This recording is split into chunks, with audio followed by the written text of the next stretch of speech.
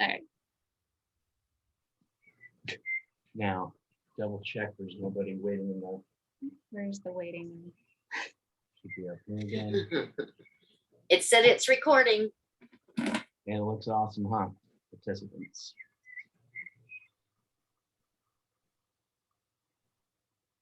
No, okay, there's nobody else waiting.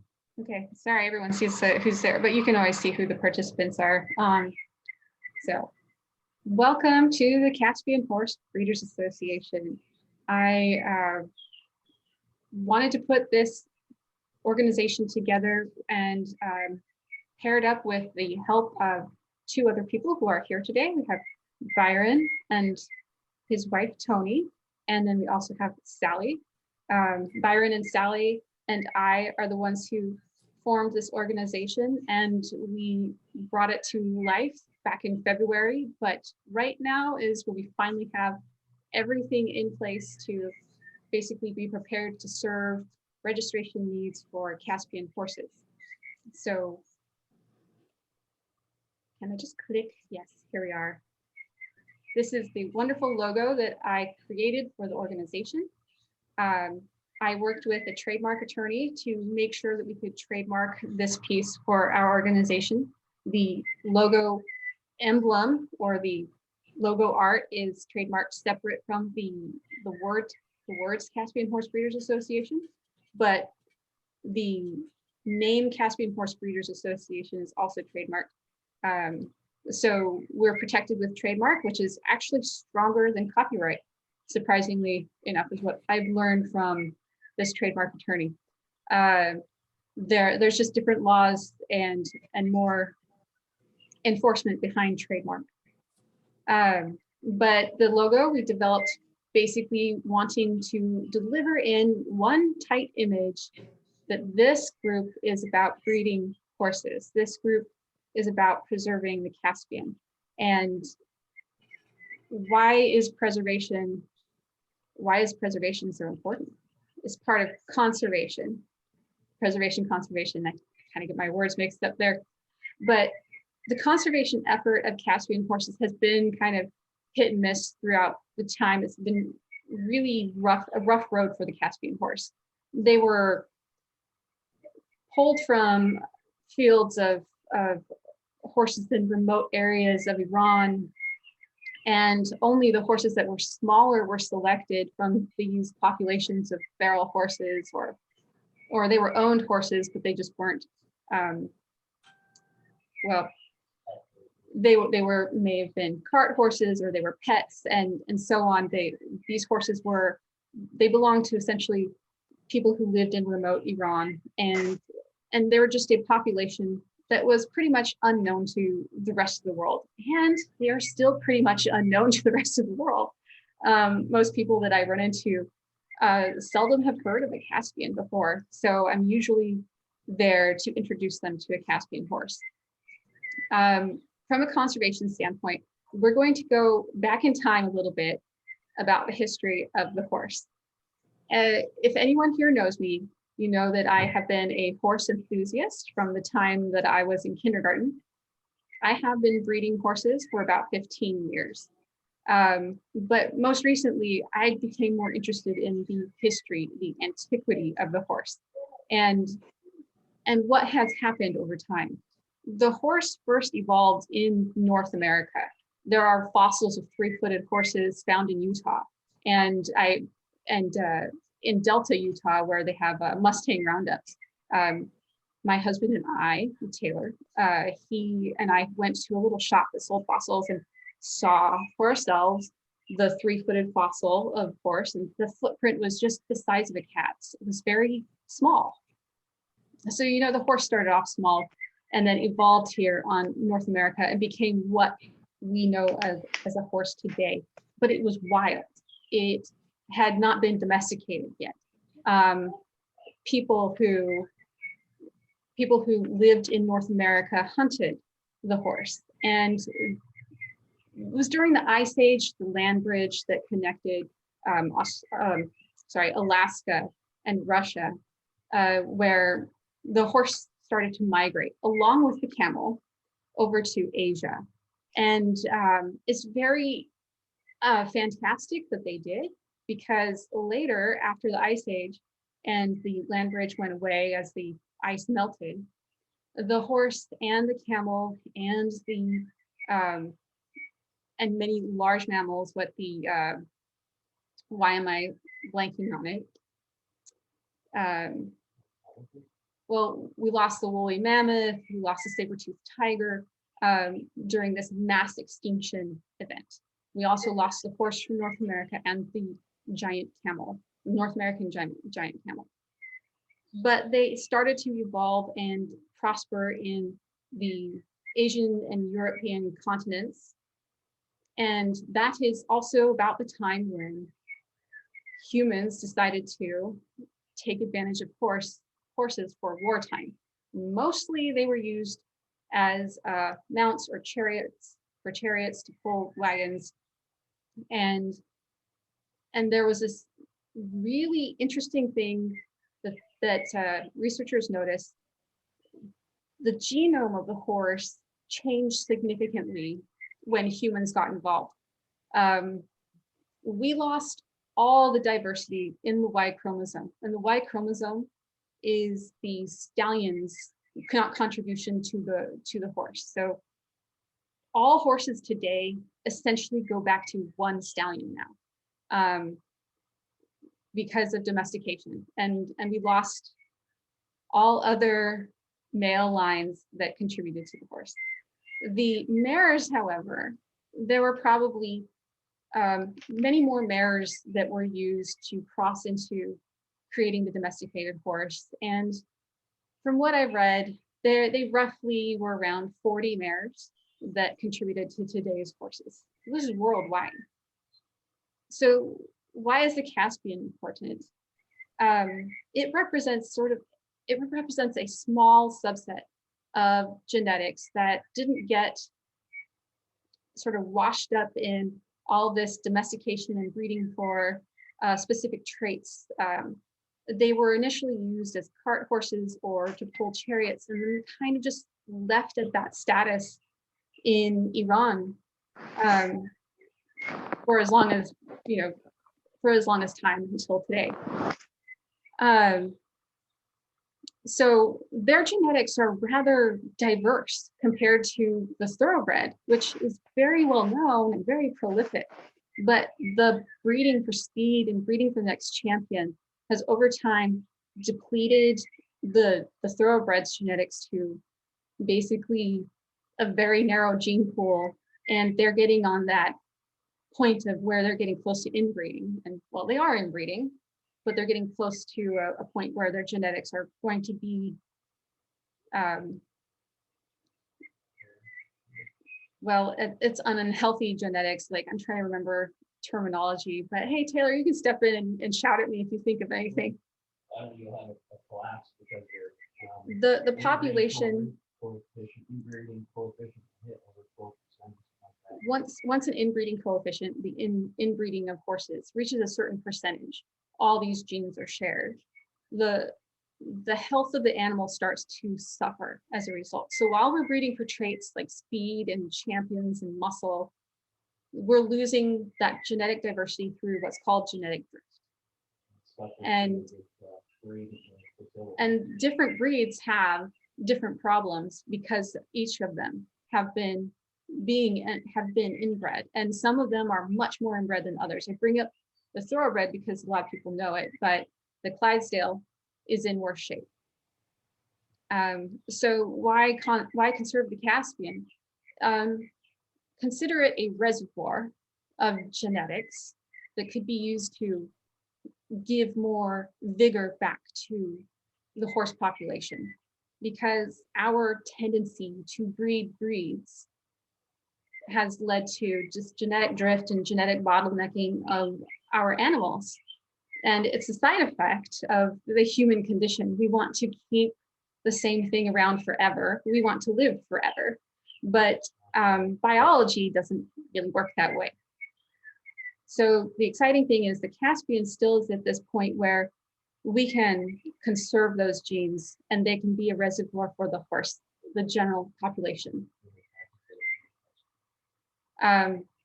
Taylor mentioned that I should mention genotype versus phenotype. That may be a little deep for just a little introduction to why we're here. So why we are here is to conserve the Caspian, because it has is basically a more ancient subset of the genetics that's available in horses worldwide today. Through research I've read, they have found the Caspian to hold more genetics that link back to the Ice Age horses than most of the other breeds.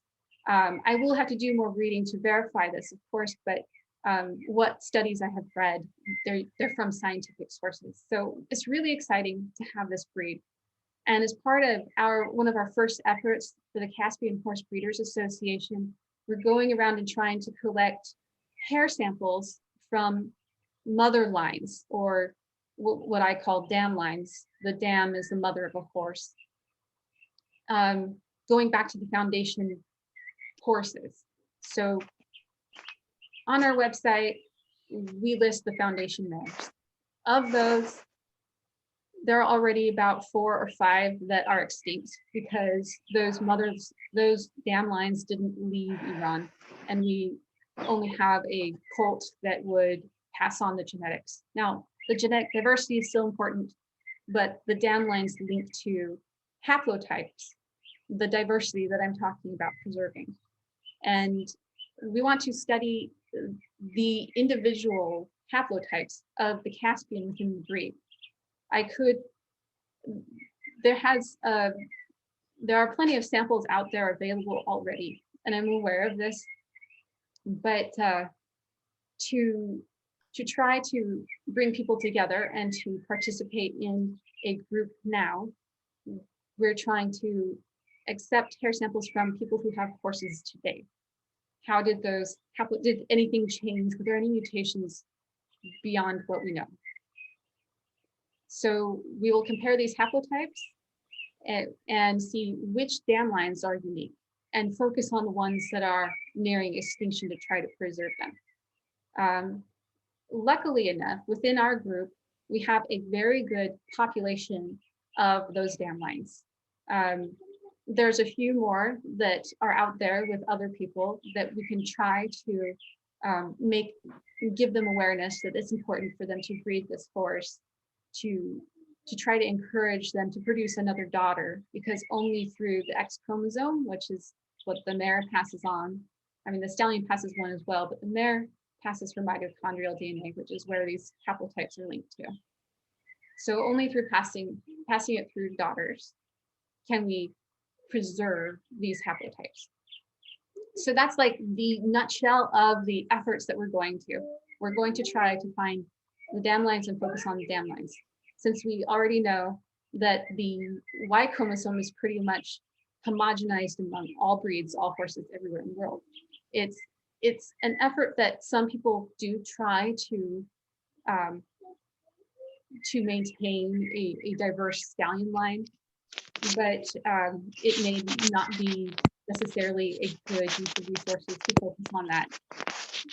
Although it's something to keep in mind and kind of keep your ear to in case there's more research that discovers something else with the stallion line. So stallions are an important contributor to conservation, but not as important as the mares, who contribute a large portion of that DNA. Okay, next.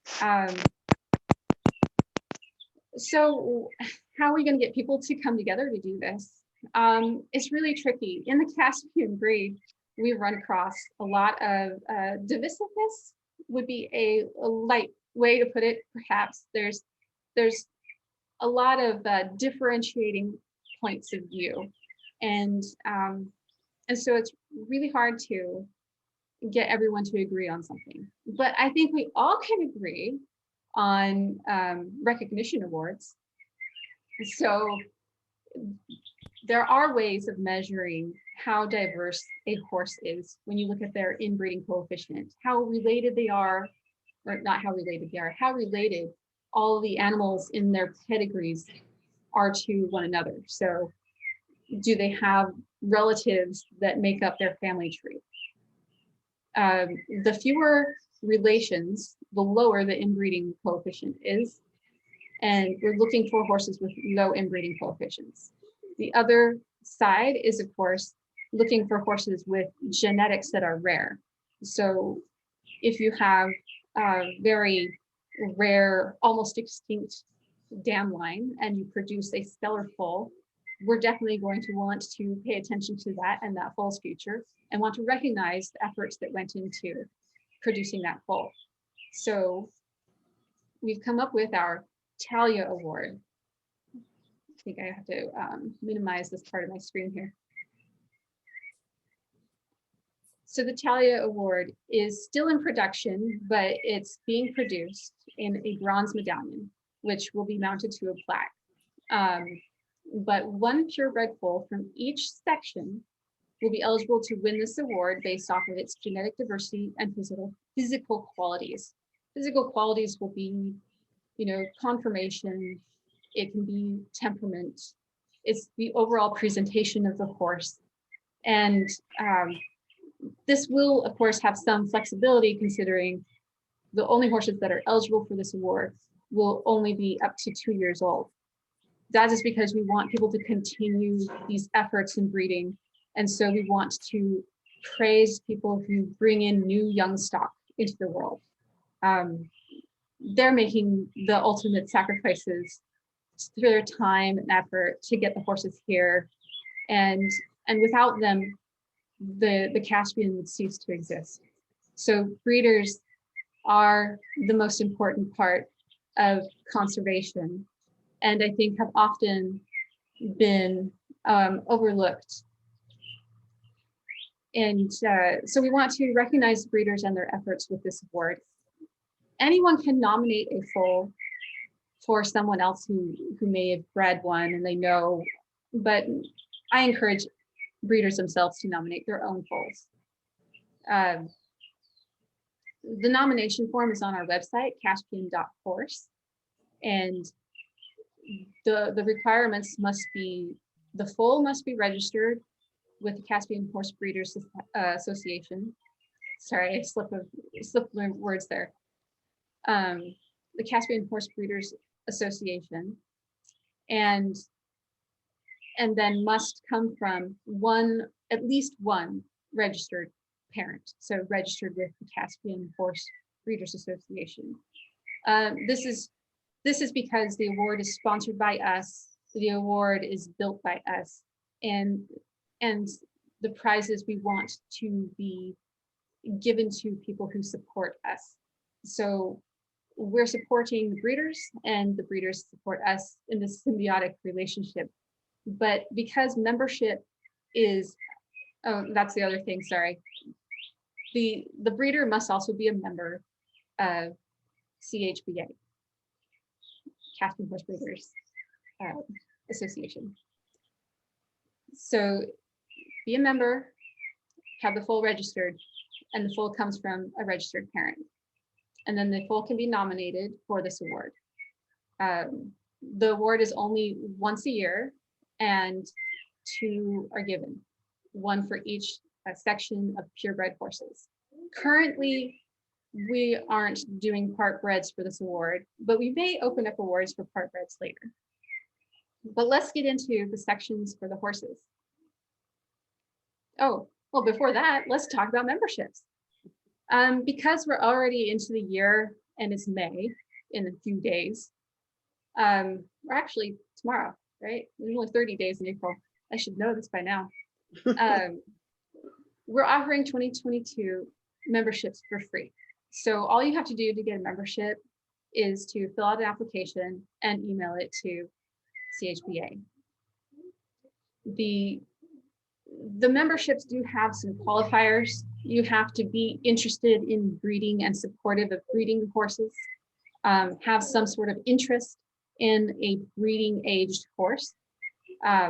So whether that's you own one, you have stock in one, or you sponsor one, you need to have ownership of a breeding age Caspian that is registered with us. And so this is all to just sort of build a community and to support our members. We have the award and we're doing research, and we're going from here. So not expecting everything to kind of be a huge success at the start. Is just a slow trickle of is it a slow trickle? It's a slow building of things. We're at the very beginning. So get those memberships in. I welcome you to join our club. Brenda, I have a quick question. Last time I visited the site online, and it's absolutely awesome, by the way. You did a great job. Mhm. But when you look under memberships, it usually indicates only people who are actively breeding, and I could not find a spot where people could participate in membership who did not currently own or breed, but just wanted to support. So we might want to make sure that's visible. Right.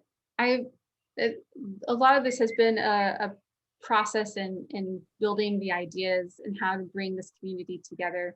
We definitely want it to be focused on supporting breeders. But I have heard that there are people who, and I believe you may have mentioned it before, concerned that it doesn't open it up quite enough to the people who are supportive but may not actually physically own a horse. So yes, more work needs to be done on making that visible. I didn't have quite enough time to get everything perfect, but like language, I think that this organization would be sort of a living document, a living organization that adapts to the needs of the Caspian and to the audience. The one thing that we want to try to maintain is respect and honesty. So as long as people come in with honest intentions, we're open to letting them come and supporting the association. But thank you for bringing that up. It will be one of the first things that we tackle to update, since memberships are now free until the end of 2022. And memberships are not a high cost, of course. Oh, sorry, I have someone to admit. Memberships are only $25 a year. Donations for some of those things you can donate. We do have options for people who want to become a sponsor, and I need to work in that sponsorship to see if to create that welcome community membership tie-in somehow. But we do have a sponsors page that we try to recognize our sponsors from. But again, maybe those sponsors want to be members instead. Sponsoring your team or something, or DNA testing. Taylor's trying to express some thoughts to me behind my computer, so excuse me, but yes, well, we're open to feedback. So just send me a message, email us at chba@caspian.horse, and we can definitely look into updating things. Now, as you can see on the screen, I'm sharing our purebred Caspians. This is one of two sections for purebreds. Section A is our gold section. And what makes this our gold section is we're running off of what has been done in the past here, where there has been a high bar for registration of Caspian horses. And we're maintaining a high bar for our gold Section A horses, but we don't want to exclude all Caspians that may not meet the high bar. So we have another section, which I will talk about in a minute. The gold Section A requires photographs for the registration certificate.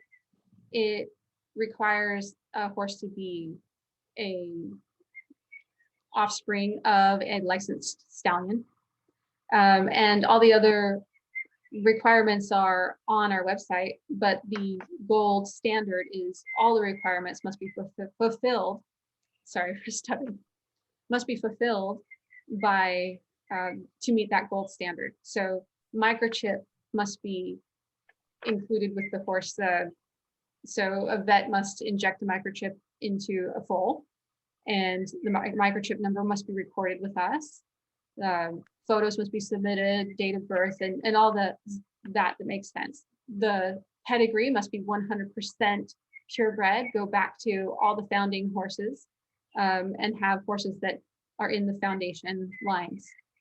I want to make clear that this organization does recognize the horses that were added to the breed from Turkey, and I guess it was from Hungary, but they call them Turkish, of Turkish descent. Their origins really were unknown, but more presumed that they came from Iran, but were smuggled through different countries to get to where they are today. And I think that there are a few of them, or if not all of them, that are being used for breeding in Sweden. But those horses are horses that we recognize. None of them so far are in North America. So but we will recognize them for this particular section as well. The other section has fewer requirements. But for example, if a sire was not licensed, or someone does not believe in stallion licensing, then that offspring can still be registered as a silver, with a silver certificate in section B. Photographs are also not a requirement for this registration. So you can simply just mark up the markings on the diagrams if you do not provide photos. So if there are no white markings, then of course this would be the default as you see here. And microchip is not required either. However, all the other requirements that the gold standard meets, the silver standard must also meet. So they must have 100% foundation bloodlines in their pedigree.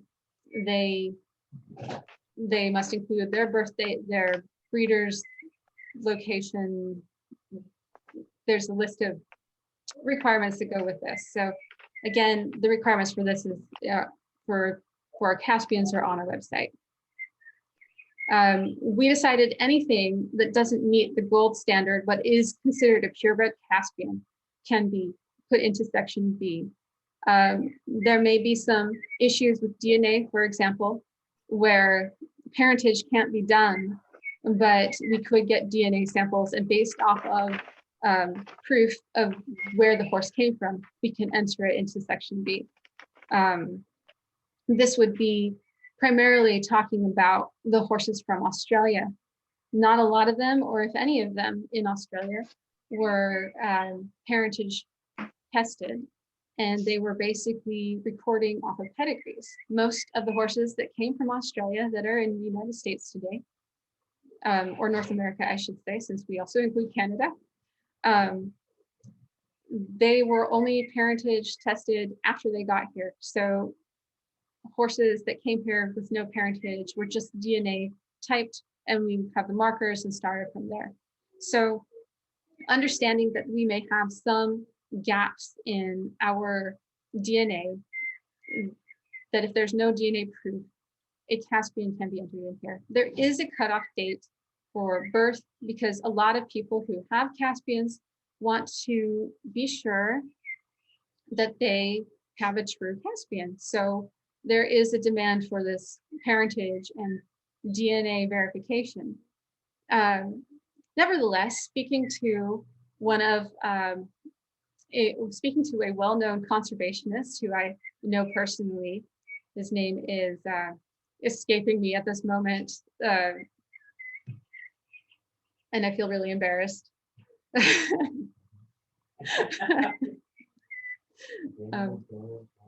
What are you doing over there, Taylor? Just distracting me? Yes, it does. There's Dr. Dan Wharton. He was a conservationist in his career, throughout his career, working for zoos. And he worked at the Bronx Zoo, or he worked in New York for a time, and that's where he worked at both. Besides, he worked at both. Thanks. He worked at both. Thanks, Yeah. Golly. And he also worked into Chicago for a little while too. See, he's worked all over the place. He Yes. primarily focused on conserving gorillas and my favorite wild animal in the world, snow leopards. So he he's done a lot of research behind how to set up a good conservation program. And the entire time, or not the entire time, but much of the time he was working in that field, they did not have the availability of DNA and genetic testing. But it didn't stop them from conserving and preserving these species.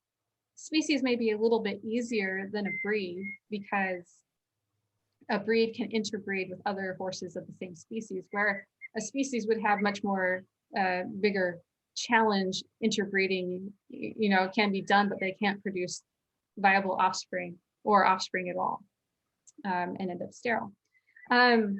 But that gets me into another topic. So conservation can happen without requiring DNA. It's just that our current atmosphere with horses and the demand from horse owners is that we have DNA'd and parentage verified the horse. It's not always the case. There are some breeds that don't require it still. But conservation doesn't have to end with purebreds.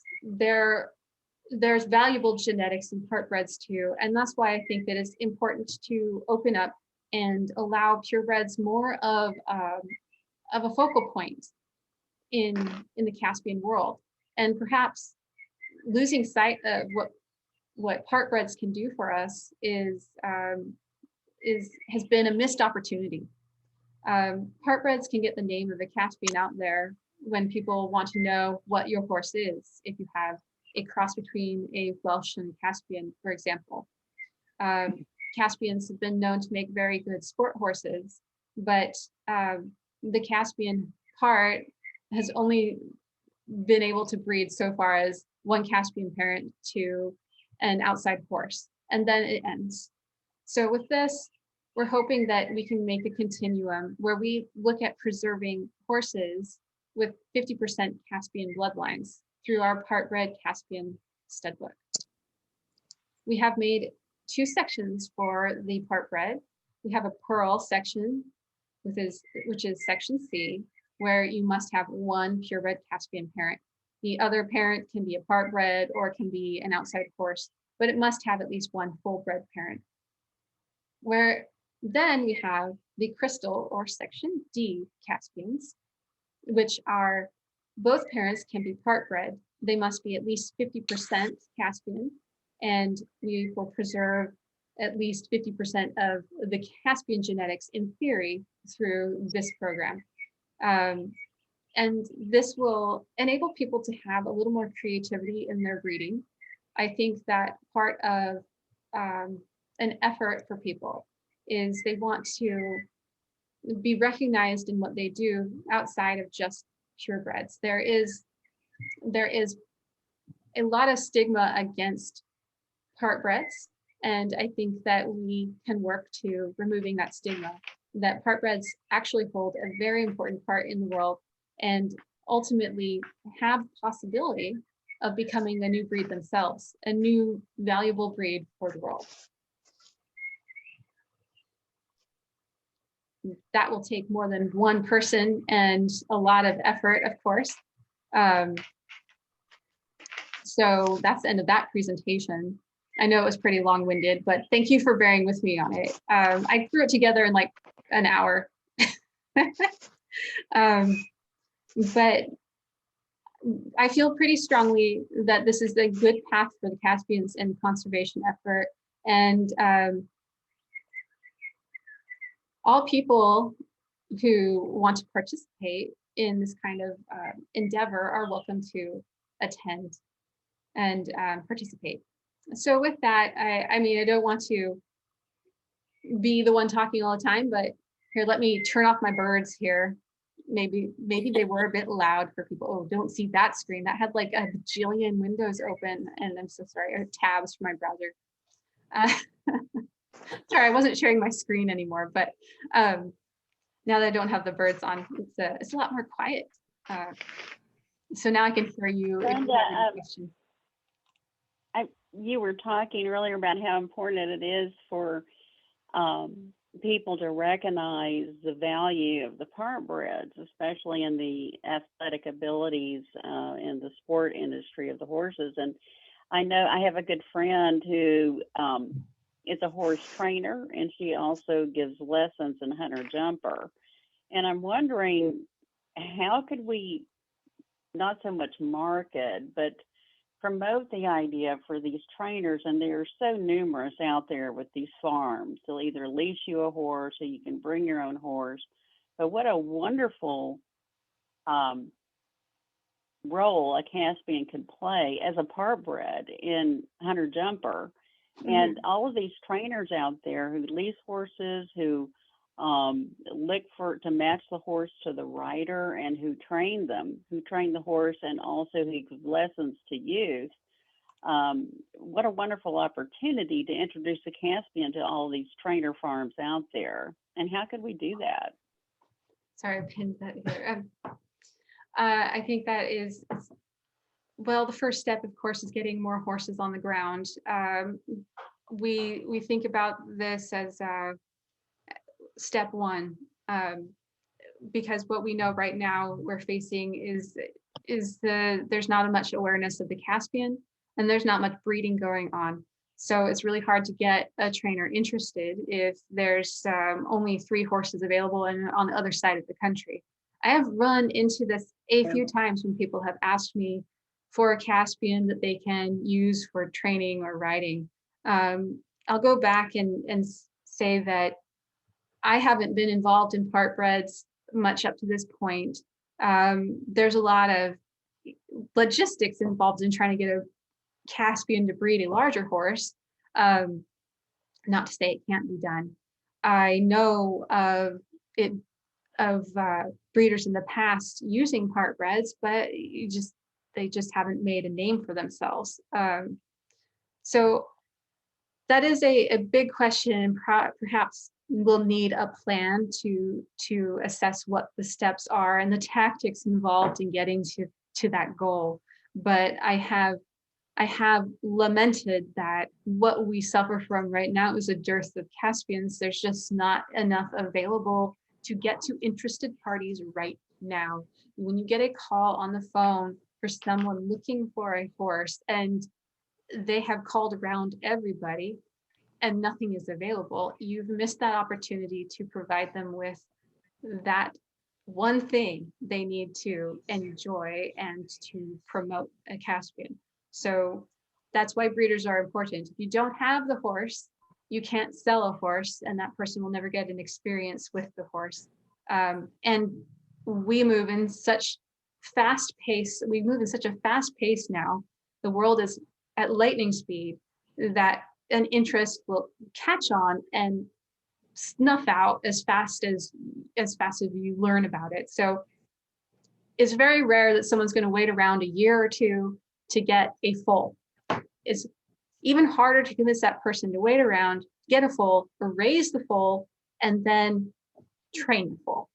That's years of investment, especially right now. People are looking for a horse they can just take and train.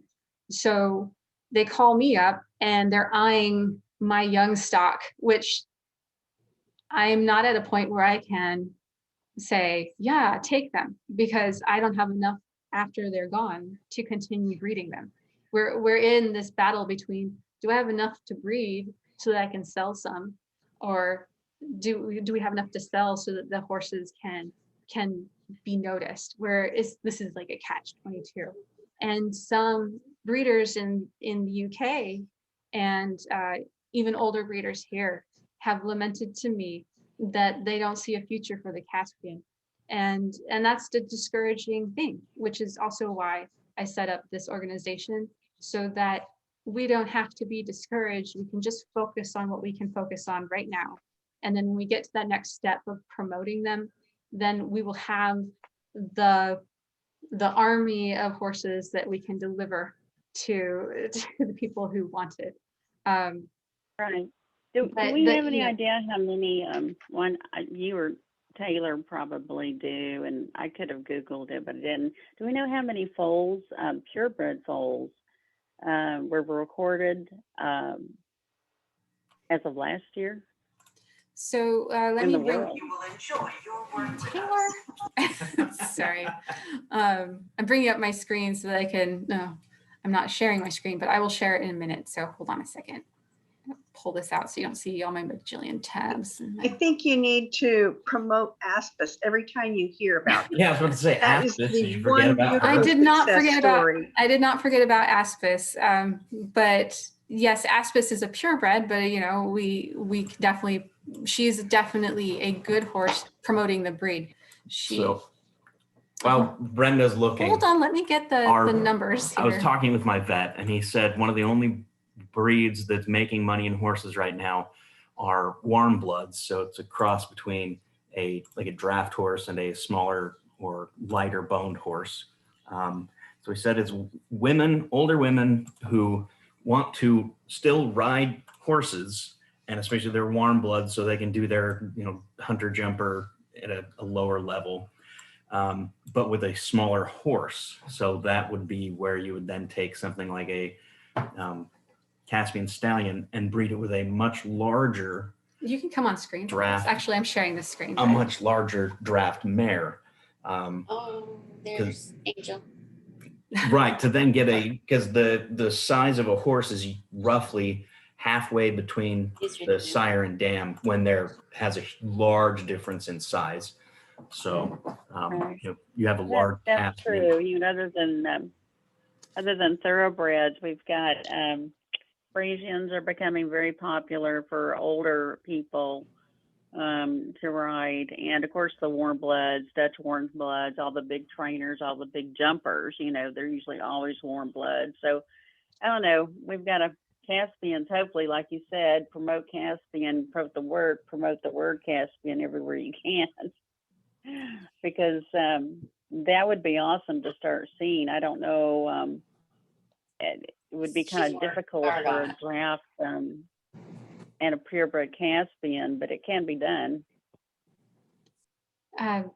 Yeah, and that's right. That's what our vet said, and he has some good experience to know what's going on in the market right now. We do have a draft mare, by the way. Yes, we do have a draft mare, a very large draft That would be a mare. very easy birth for her. Anyway, I don't want to talk about that necessarily, but your draft mare, exactly. But here is the most recent foals that we have. And Thank you'll you. see, That is awesome. but this is spread across the world. Wow. This is worldwide then? This is a worldwide database that I've put together based off of information that's been available online. Going Right, back, I know it's international, but all of these horses that we're seeing here, this includes horses all over the world, right? yes, I can based off of farm names, I know the region that they are from. You have a CK prefix here, and that's from, I believe, Virginia or the east side of the United States. Sassafras, she comes up quite a bit. That's also on the eastern side of the United States. We have meadow fairies. This is in California. And Terra Stars in Texas. Moleki, I don't know how to pronounce this, but I recognize the name, and that's Australia. R6S is in Canada, and they've produced more, but this is the only one that I could find with a pedigree that they have posted. So I do go through and what's the term? Crawl? Yes, that's the term I wanted. I crawl the interwebs for Caspians to add. If someone has made an announcement of a foal, then I try to add it here. Now, this isn't necessarily where you're going to find registered Caspians. This is just reports of Caspians that exist. But if you were to go into, well, let's go into this one. you'll get more information on the horses in here, and you can find out if it's been registered. Under registry number, there's no number, but mostly you want to look at clubs. If it says unknown, it's most likely unregistered, or we do not know the registry that it is registered with. Yes, the breeder was Cascadia Horses because it was bred before, this foal was bred before it ended up at the owner's house. I didn't know it was a breast. Sorry for getting in the middle of this. But... Taylor's curious, but here's the parents right here. Oh, okay. Okay, it's sold out to California. Yes, Gotcha. that was California. So essentially, yeah, they're all over the country, and there's only like a few of them. So if people want to get a Caspian that's say a few years old, they'd have to look for horses that were born a few years ago, and if any of those are available. Sorry, this is a little bit slow as it loads. So if you want one that was born in 2020, there's Australia again, there's Mexico, and Canada. I believe this is in Europe, but and this is in Sweden and Canada. So you can see that this is Washington. No, wait, this is a farm name from Washington, but this was actually Canada. That's where that one went. Are breeding, but it's in Canada now. Yeah.